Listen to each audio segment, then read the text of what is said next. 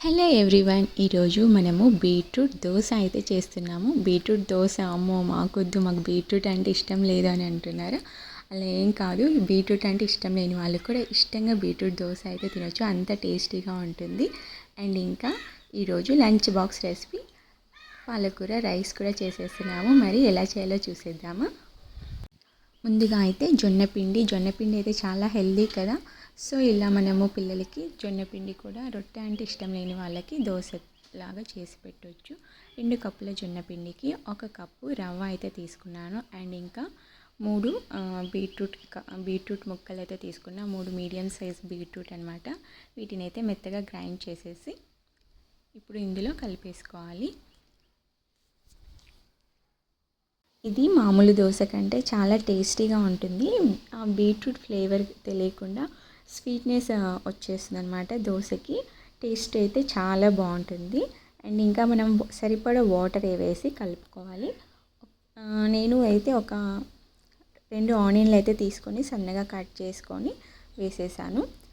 ఇది నేను పిల్లల కోసం చేస్తున్నా కాబట్టి ఎక్కువ కారం తినలేరని చెప్పేసి 1 స్పూన్ పచ్చిమిర్చి పేస్ట్ అయితే వేస్తున్నాను.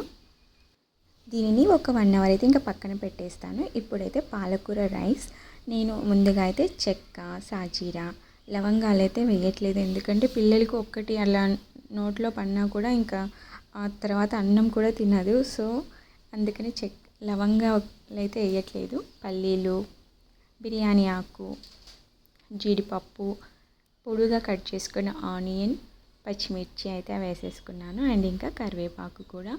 సో లవంగాల్లో ఫ్లేవర్ బాగుంటుంది, అది కూడా వేసుకోండి. ఏంటంటే చిన్నపిల్లల కోసం అని చెప్పేసి నేను ఆ లవంగాలు నోట్లో పడితే అది మళ్ళీ తినాలంటే ఆ సాహసం చేయరు కాబట్టి నేనైతే వేయట్లేదు. అండ్ ఇంకా సరిపడా పసుపు, ఉప్పు అయితే యాడ్ చేసేసుకున్నాను. ఆనియన్ బాగా ఫ్రై అయిపోయిన తర్వాత అల్లం పేస్ట్ కూడా వేసుకోవాలి. అల్లం పేస్ట్ ఫ్లేవర్ అయితే బాగా అనిపిస్తుంది రైస్కి.